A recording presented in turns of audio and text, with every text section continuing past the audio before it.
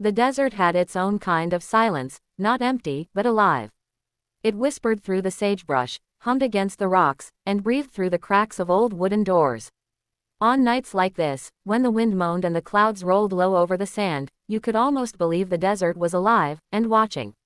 Mary Dalton knew that silence better than anyone. For 3 years she'd lived alone in her late husband's cabin, on the far edge of the Arizona Territory, a place too far for company, too dry for crops, and too forgotten for law or gossip. She'd grown used to the rhythm of solitude, the creak of the porch, the hiss of the kettle, the long conversations she had only with herself and the wind. That night, the wind had teeth. The storm was moving in from the south, heavy with thunder and dust. Rain was rare in these parts, but when it came angry. The sky flickered with white veins, and the thunder rumbled deep enough to shake the floorboards. Mary set another log on the fire, pulling her shawl tight around her shoulders. The air smelled of smoke and sage, and a strange, metallic taste hung in the wind, like change. Then came the sound that didn't belong. A knock. Soft at first, then again, louder, urgent, 3 raps that cut through the roar of the storm. Mary froze. Her hand stopped halfway to the kettle. She stared at the door, her heart drumming. No one came out here. Not in the middle of the night. Not in this kind of weather. Another knock, this time a man's voice, strained and low. "Ma'am, please." The voice was faint, roughened by pain or dust or both. Mary's instinct said danger, but something in that voice, desperation, pushed against her fear. She lifted the rifle from beside the hearth, the same one her husband used to carry. Her hands trembled slightly as she walked toward the door. The firelight behind her threw a long, thin shadow across the floorboards. "Who's there?" she called out. No answer, only the wind. Then again, a thud, like a body collapsing against the door. Mary's breath caught. She hesitated only a heartbeat before unbolting the latch and pulling the door open. Lightning split the sky. A man stood there, half fallen against the frame, tall, broad-shouldered, soaked in rain and streaked with blood. His hat was gone, his dark hair plastered to his forehead. He clutched his side with one gloved hand, the other braced against the doorway to keep from collapsing completely. "Please," he whispered again, his voice barely audible. "Just a place to rest." Mary's eyes took in the torn coat, the mud-caked boots, the blood seeping between his fingers. She could see the holster at his belt, empty. A gunman, maybe, or worse, but the storm howled behind him, and the look in his eyes, tired, pleading, left no room for cruelty. "Come in," she said softly. He staggered through the doorway, nearly collapsing as the wind slammed the door shut behind him. Mary grabbed his arm, guiding him toward the hearth. His weight was heavy, but she managed to lower him onto the rug near the fire. "Thank you," he rasped, eyes fluttering shut. She could see now how pale he was, his skin ashen beneath the dirt. The blood on his side was thick and dark. "Don't thank me yet," she muttered, fetching a basin of water. "You might not live till morning." He gave a weak, crooked smile. Wouldn't be the first time someone said that. Mary knelt beside him, cutting open his torn shirt with a pair of shears. The wound was bad, a gunshot, by the look of it, torn through the ribs and half clotted. She'd seen enough in her time to know it wasn't fresh. 2 days old, maybe. Festered by travel and heat. "What happened to you?" she asked, cleaning the wound. "Wrong place, wrong men," he murmured. "You a lawman?" He shook his head faintly. "Outlaw, then." His lips twitched. "Depends who you ask." Mary didn't press further. She worked silently, washing the blood away, wrapping the wound tight with linen. The rain beat against the windows, and the fire cast the only light between them. When she was done, she leaned back, studying him.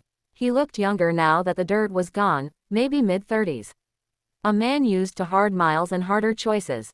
Scars crossed his forearm like pale lightning. His hands were calloused, his nails black with dust. There was something about him, danger, yes, but something else too. Sadness. "Name?" she asked finally. "Elias," he said. "Elias Crow." She nodded slowly. "I'm Mary Dalton." The storm outside deepened, rumbling across the horizon. For a moment neither spoke. The fire cracked, and the sound of rain against the glass filled the silence between them. "You shouldn't have opened that door," Elias murmured after a while, eyes still half closed. "Why's that?" "Sometimes trouble knocks real polite." Mary gave a dry smile. And sometimes it just needs a place to rest. He looked at her then, really looked. In the flicker of the firelight, her features softened, the lines of loss around her eyes, the quiet strength in her jaw. Not beautiful in the way of city women, but real, like weathered wood and desert flowers. Elias's eyelids grew heavy. I'll be gone by sunrise, he whispered. Mary shook her head. Not in that condition, you won't.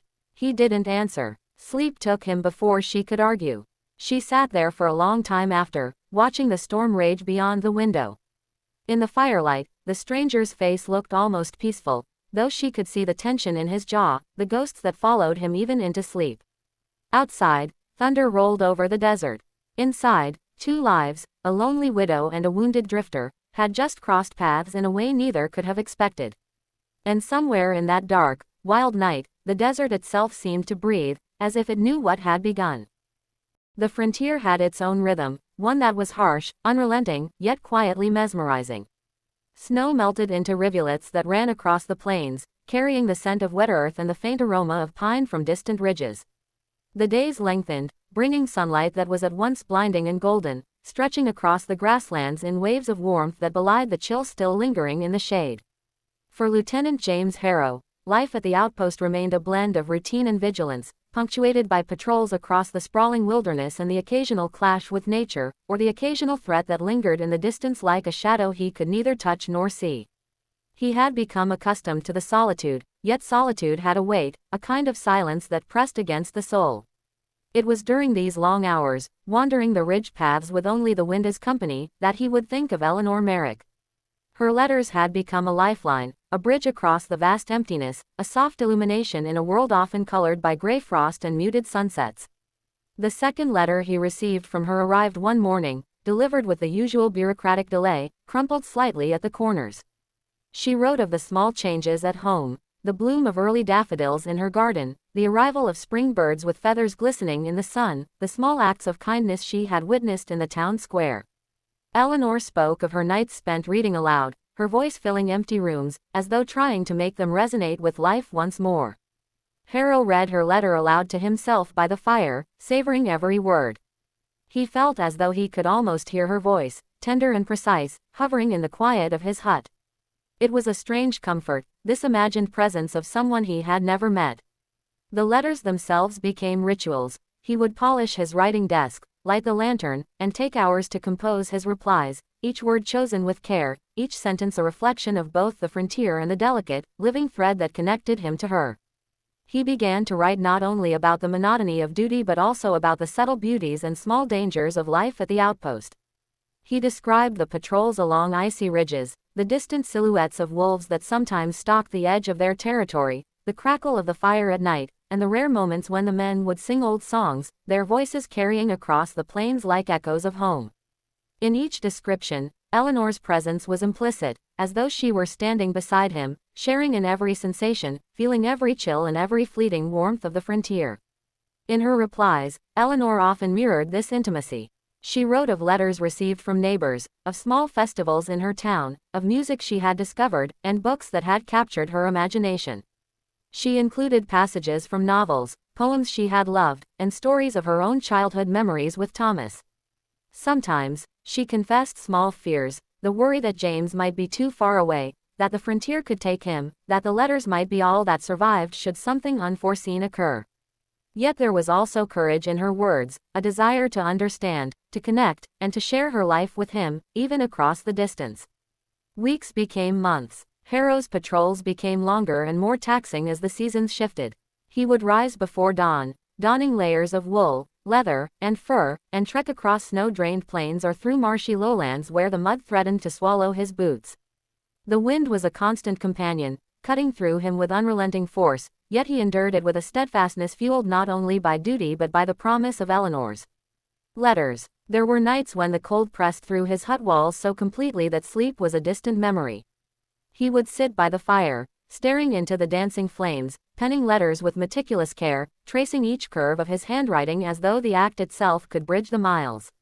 He poured his thoughts into the letters, the exhilaration of discovering animal tracks in the snow, the terror during skirmishes with wandering bandits, the loneliness of watching sunsets alone, and the quiet triumph of surviving another day. In one particularly long letter, Harrow described a patrol along the northern ridge where he had encountered a herd of elk. He detailed their movements, the way the sunlight caught the dew on their antlers, the soft sound of their hooves on frozen ground.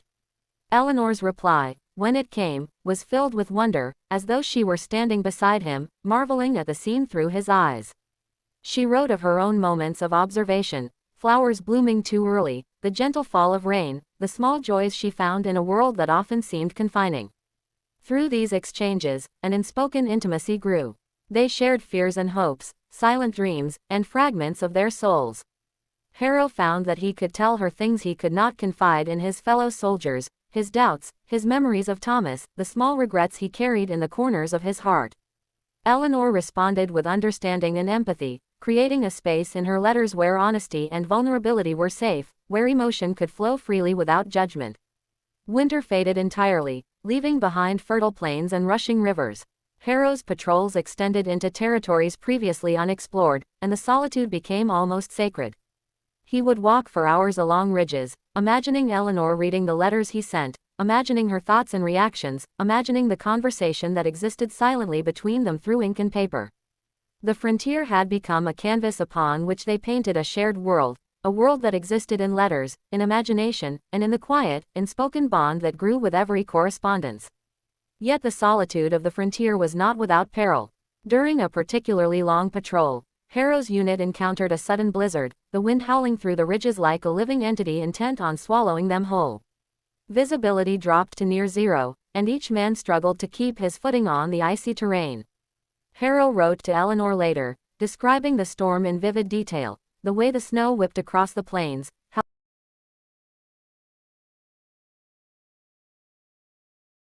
state. In response, Eleanor wrote back with a mixture of concern and fascination, asking questions about his survival, expressing admiration for his endurance, and sharing small personal stories to distract him from the harshness he endured.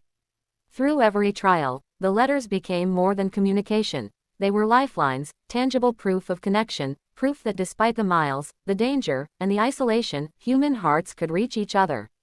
Harrow realized that his sense of duty was no longer just toward the regiment or the outpost, it was toward this unseen, unwavering presence who awaited his words across the distance. By the end of the first year of their correspondence, the bond had solidified into something undeniable. Harrow had begun to think of Eleanor as more than a recipient of letters. She had become a mirror of his own emotions, a companion in the most profound sense, a presence that existed in every patrol, every quiet evening by the fire, every glance across the frozen plains. He found himself speaking to her aloud as he wrote, sometimes laughing at small absurdities of frontier life, sometimes whispering confessions he had never dared admit. Eleanor, in turn, confided her own fears and hopes with increasing candor. She spoke of her loneliness, her longing to see the world beyond her home, and the small victories that marked her days. She began to ask questions of him not as an outsider but as someone intimately invested in his life, questions about what he feared, what he hoped for, what he had never told another soul. It was during this period that Harrow came to understand the true depth of their connection. Letters, which had begun as a channel for grief, had transformed into something far more significant, a shared existence that transcended distance, danger, and time. Through words, they had created a world together, a world in which sorrow could be spoken, joy could be shared, and intimacy could flourish even in the most barren of landscapes. One evening, as the sun dipped behind the distant mountains, casting long shadows over the plains, Harrow sat by the fire with a letter freshly opened. Eleanor's words spoke of her day, the way sunlight had caught the morning dew on her garden, the quiet pleasure of reading a book aloud, the memory of Thomas that lingered in her mind. She wrote with care, with curiosity, with a gentle humor that made him smile despite the fatigue in his bones. He read her letter aloud, feeling the wind press against the walls of his hut, imagining her presence in every line. It was in moments like these that Harrow realized the frontier had become more than a place of isolation, it was a landscape upon which their souls had begun to meet. The mountains, the rivers, the endless plains were not merely obstacles or scenery, they were the canvas upon which their connection had been painted, letter by letter, word by word, across distance, time, and silence. And so, in the quiet solitude of the frontier, Lieutenant James Harrow discovered a truth that would shape the months and years to come. Human hearts, even when separated by unimaginable distances, could find each other, could speak, could share, could grow. Through the exchange of letters, through the careful articulation of thought and feeling, he had found a companion, a confidant, and a presence that gave life meaning in a world defined by its harshness and its silence. The desert had a strange way of keeping secrets. It buried bones, swallowed trails, and let men disappear without a whisper. But it never forgot. No matter how far you rode, your past always found a way to follow, like a shadow you couldn't outrun. By the fourth morning, Elias Crow was strong enough to saddle a horse. Or at least, he tried. Mary found him out by the corral, struggling to tighten the cinch on her husband's old mare. His shirt was half-buttoned, the bandage beneath it stained dark again.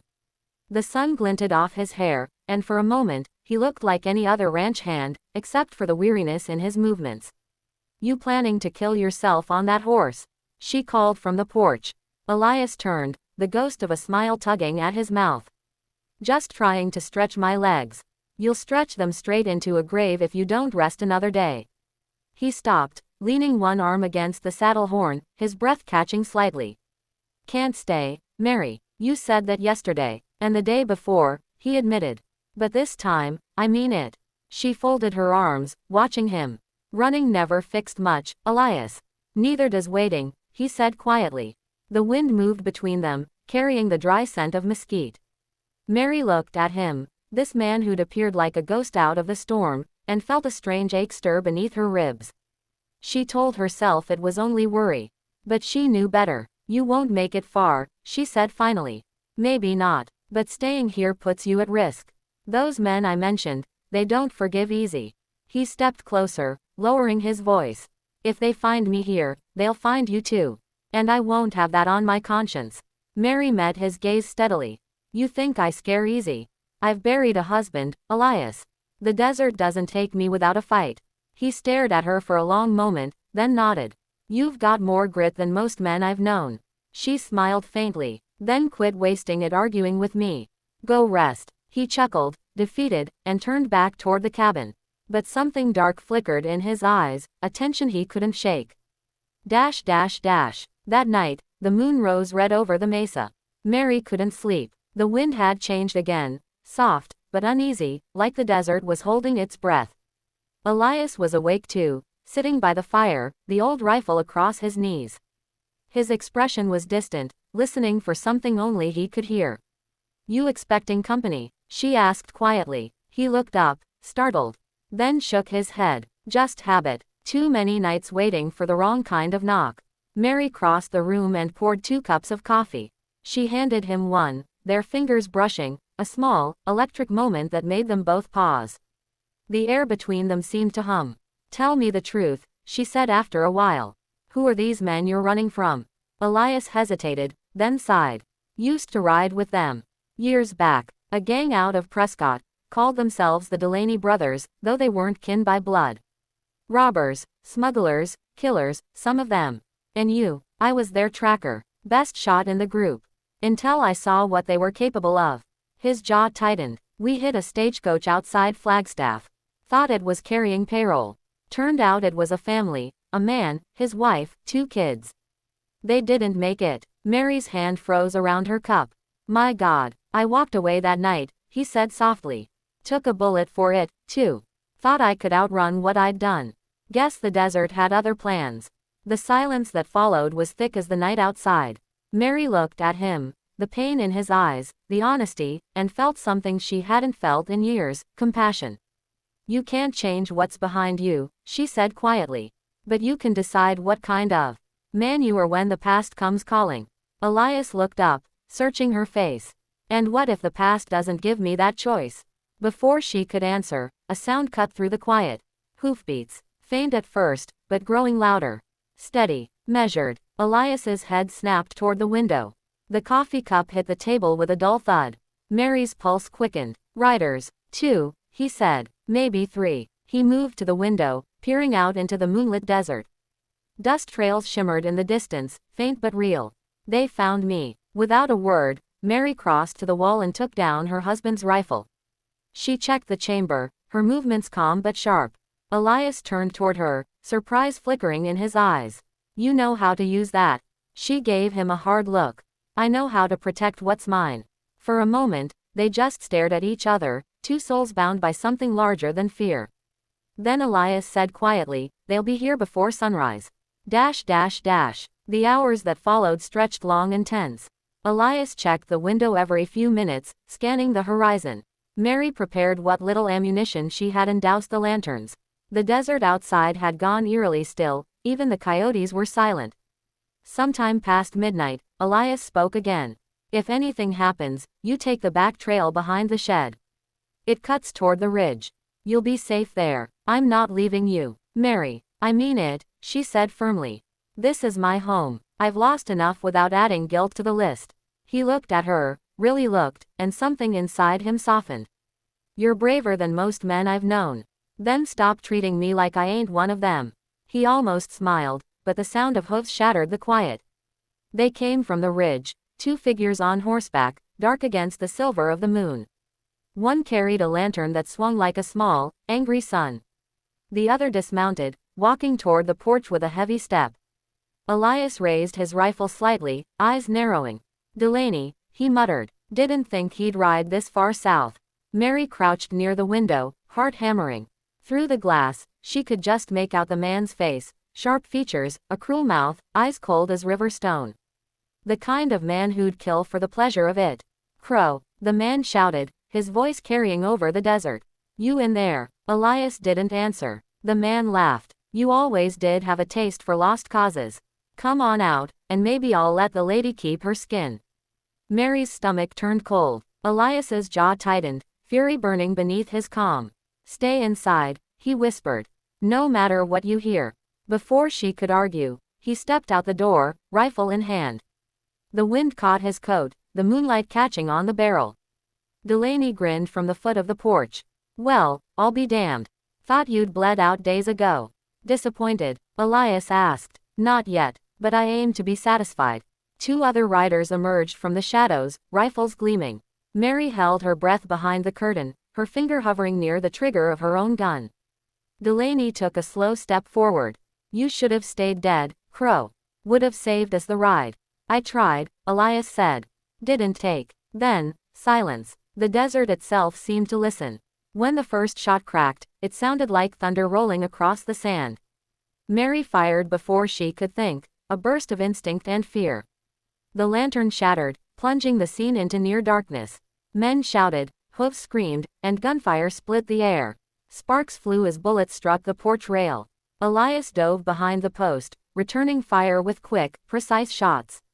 One of Delaney's men dropped from his saddle.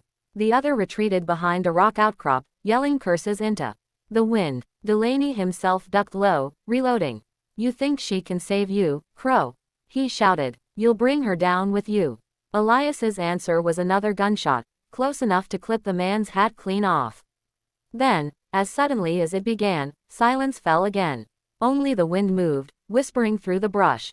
Mary crept to the door, heart still pounding. Elias, I'm here, he said, voice low. He's gone. For now. She stepped out, the air sharp and cold against her skin. Elias stood in the moonlight, his chest rising hard, smoke curling from his rifle. The body of one rider lay still near the fence. The others had fled, leaving tracks carved deep in the wet sand. Mary looked at him, at the blood on his sleeve, the wildness in his eyes, and something inside her broke open. Fear, relief, and something deeper tangled together until she couldn't tell them apart. You saved my life, she said softly. He shook his head. No, Mary, you saved mine, more than once. The night stretched long after that. They buried the dead man at dawn, beneath a lone mesquite tree at the edge of the property. Neither spoke much. Words felt small against the weight of what had happened. When it was done, Elias stood staring out at the desert, the same desert he'd been running through for years. This place, he said quietly. It's got a way of testing a man. Showing him who he really is. Mary glanced at him. And who are you, Elias Crow? He turned to her, the first light of morning catching his face. A man who's finally tired of running. She didn't answer, but the way she looked at him, steady, unflinching, said enough. The desert wind moved between them, carrying the scent of sunrise and dust. Something new had begun. Something neither of them could stop, nor quite name. The desert was silent that night, but not peaceful. The silence carried tension, the kind that hums in the air before a storm or a confession. Clara sat on the porch, her shawl wrapped tightly around her shoulders. The stars shimmered above like scattered shards of glass. From the barn, she could hear Elias moving, slow, deliberate, as if trying not to disturb the night itself. It had been a week since that night by the fire when their eyes had met too long, their words had gone too deep. Since then, something had shifted between them. The air in the house had changed. It wasn't just kindness anymore, it was yearning. A quiet understanding. Each morning, Clara would find Elias already outside, feeding the horses, fixing the fences, doing work that used to take her all day. His shoulder still ached, but he never complained. She brought him water and biscuits, and he'd thank her softly, his voice deep, gentle, careful. Sometimes they didn't speak for hours, yet it felt like they did. The silence between them was no longer empty. It was alive, filled with something neither dared to name. One evening, when the heat finally faded, Clara walked out to the barn to find Elias cleaning his old revolver. It was worn and dull, like it had seen too many battles. "You still carry that?" she asked quietly. Elias looked up, his eyes shadowed by the lantern's glow. "Habit," he said. "And maybe, fear." "Fear of what?" He paused, then said in a low voice, "That the past might ride up behind me one day." Clara didn't push. She could see the weight he carried, the kind only a man who's seen too much could bear. When she turned to leave, he said softly, "You shouldn't have to live out here alone, Clara." She froze. No one had spoken her name like that in years, gently, like it meant something. "I'm not alone anymore," she replied, her voice barely a whisper. The storm inside. That night, sleep refused to come. Clara lay in bed, staring at the ceiling. She could hear the faint creak of the barn door, the shuffle of Elias's boots. Every sound of him felt close, almost too close. Memories of her late husband drifted through her mind, how he had been kind at first, then distant, then gone, lost to the desert's cruel sun. She remembered the loneliness that had followed, the long nights of silence, the fear that she'd become invisible to the world. And now, here was this stranger, this wounded man, breathing life back into her days. When the wind picked up, rattling the windows, Clara got up and lit a candle. She hesitated at the door before walking toward the barn. The night air was cool, the kind that carried the scent of sage and sand. Elias looked up when she entered, surprise flickering in his eyes. "Couldn't sleep?" he asked. "Could you?" she countered softly. He smiled faintly. "Not much." The silence that followed was tender, trembling.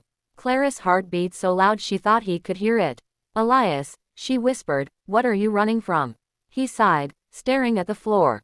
"A mistake. Maybe two. Maybe too many." She stepped closer. "You don't have to tell me everything. Just, don't lie to me." His eyes met hers then, blue-gray like a storm about to break. "I've never lied to you, Clara. Not once." Confession in candlelight. The barn was dim, the air thick with dust and the smell of hay. The candlelight trembled between them. Elias leaned forward, resting his hands on his knees. "There was a man," he began slowly. "A sheriff. He said I was guilty of something I didn't do. When I tried to prove my innocence, things went bad. There was a fight. A gun went off." Clara's breath caught. "You killed him." "I don't know," Elias said, his voice breaking slightly. "I didn't mean to. I was just trying to survive. But after that, there was no going back. They put a price on my head." She took a step closer. "So you're a fugitive." He looked up at her, eyes glistening. "I'm a man who made mistakes. Who's tired of running." Clara stood still for a long moment. Then she whispered, "I don't care who you were, Elias. I care who you are now." Her words hit him harder than a bullet. He reached for her hand, slow, uncertain. When his fingers brushed hers, it felt like touching sunlight after years in shadow. The kiss. The world seemed to hold its breath. The candle flickered. Outside, the coyotes howled somewhere in the dark. Clara didn't move away. She could feel his breath, warm and close. Elias searched her eyes as if asking permission without words. And then, they kissed. It wasn't the wild kiss of youth, but something deeper. The kind that comes from two broken souls finding something whole. When they parted, she stayed close, her forehead resting against his. "This is wrong," she whispered, but her voice had no conviction. "Maybe," he murmured, "but it feels like the only right thing I've known in years." Dash dash dash. Footsteps in the distance. Days passed. They worked side by side, spoke in glances more than words. But peace in the desert never lasted long. One afternoon, as Elias repaired the corral fence, a cloud of dust rose on the horizon. Clara squinted. 2 riders were approaching fast. Her heart dropped. "Elias," she called, her voice sharp with fear. He looked up, saw the figures, and went pale. "They found me," he said quietly. Clara's breath hitched. "What do we do?" He stepped forward, calm but resolute.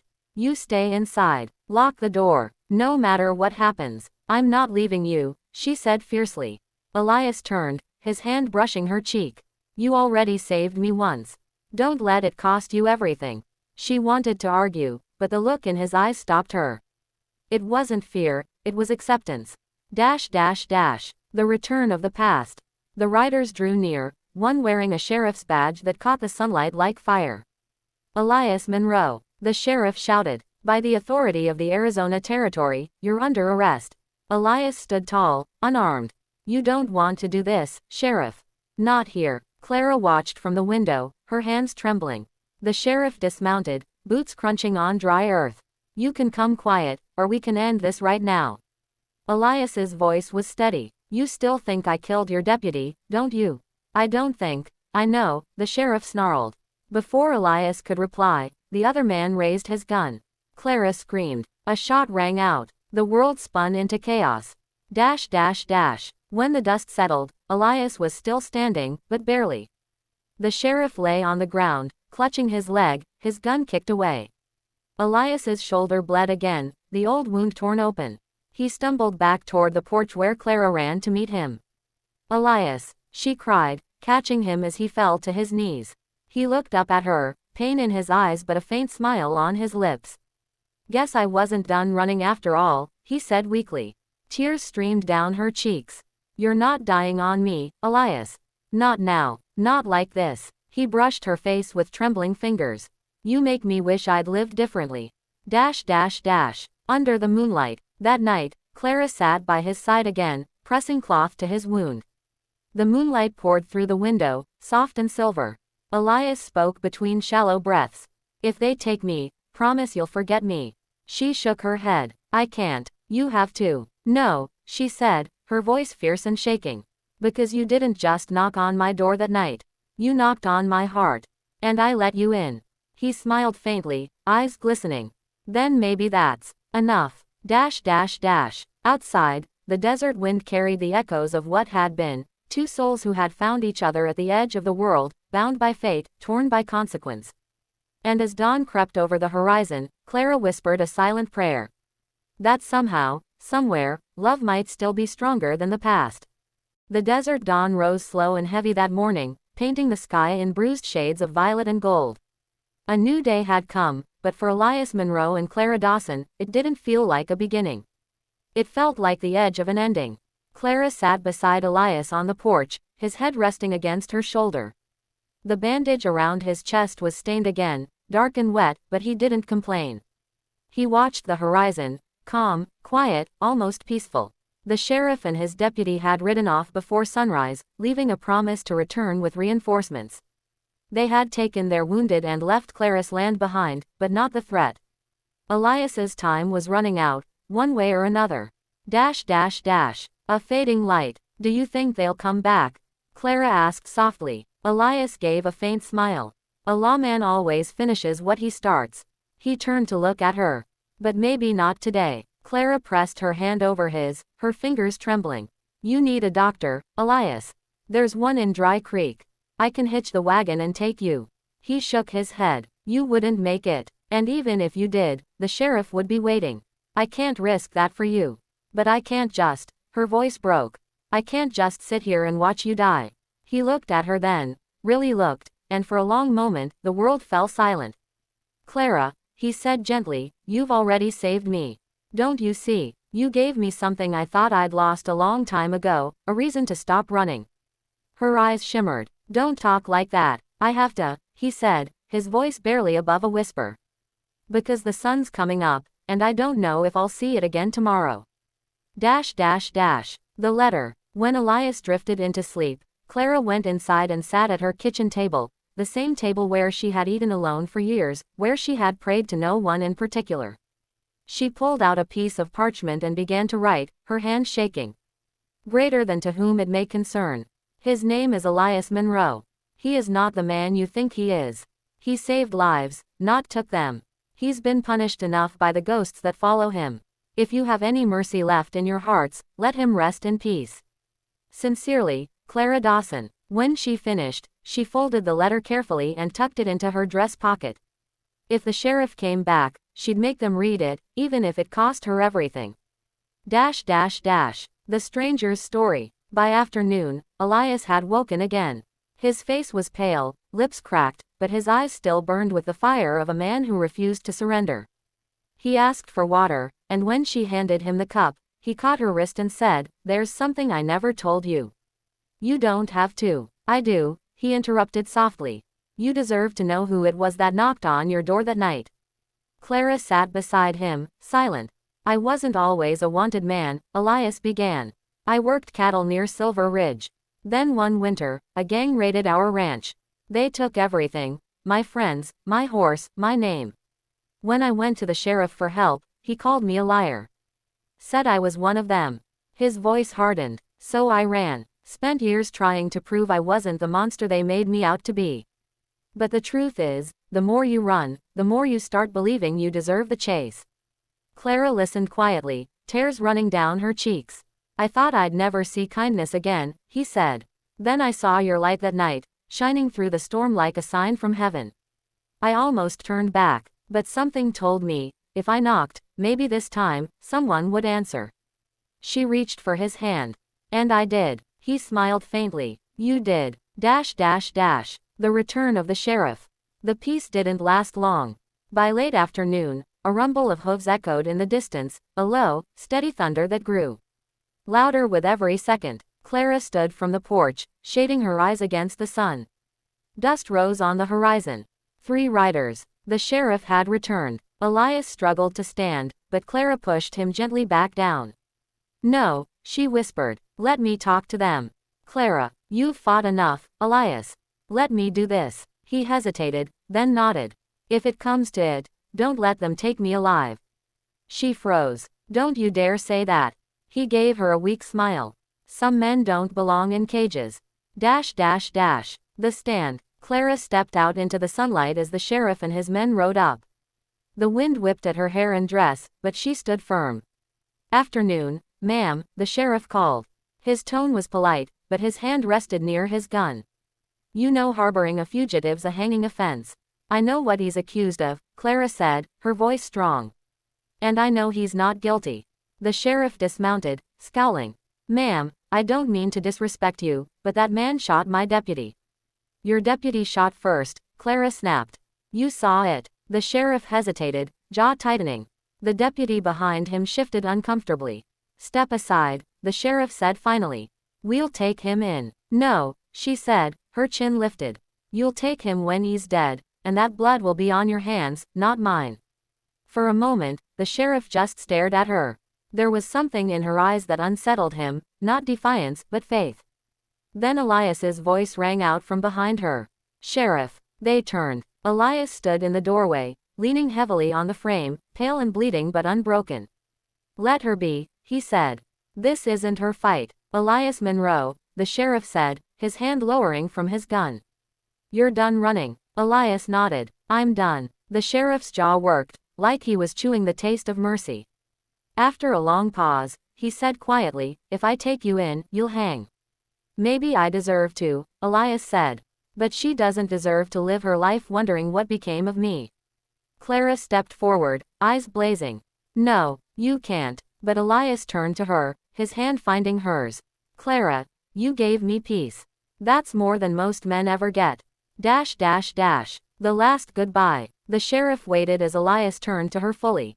The world seemed to slow around them, even the wind grew still. "Promise me something," Elias whispered. "Don't close your door to the next stranger who knocks. There's good left in this world, and maybe they'll need your kindness, too. Clara shook her head, tears streaming freely. I can't do this again. I can't lose you. He smiled, that soft, quiet smile she had come to love. You never had to find me to lose me. I've been lost for years. He pressed something into her palm, the silver pendant he'd worn around his neck since the night she found him. Keep it, he said. So you'll know I was real. Then he kissed her, slow, gentle, full of everything words couldn't hold. When they parted, he whispered, thank you for answering the door. And before she could speak, the sheriff stepped forward, placing the cuffs on Elias's wrists. The law took him away, down the road that led into the horizon, where the sun burned low and red like fire. Clara stood there long after the dust settled, the pendant clutched in her hand, her heart aching with the weight of what love had cost her. Epilogue, the letter that traveled. Weeks later, a letter arrived in the mail, sealed with the mark of the Arizona Territorial Office. Clara hesitated before opening it, her fingers trembling. Greater than Mrs. Dawson. Elias Monroe died in his sleep 3 nights before his scheduled execution. Before he passed, he asked us to send you this. He said you'd understand. Inside was another folded sheet, written in Elias's rough hand. Greater than Clara. The stars look different from where I am, but I still see your light. Don't grieve for me, I found what I was looking for. A home, a heart, a reason to stop running. Maybe love isn't meant to save us. Maybe it's just meant to remind us we were worth saving once. Yours, always, Elias. Clara read the letter over and over until the ink blurred through her tears. That night, she walked outside, looked up at the desert sky, and whispered into the wind, you found peace, Elias. So will I. And for the first time in years, she left her door open, just a crack, in case another lost soul ever came knocking at midnight.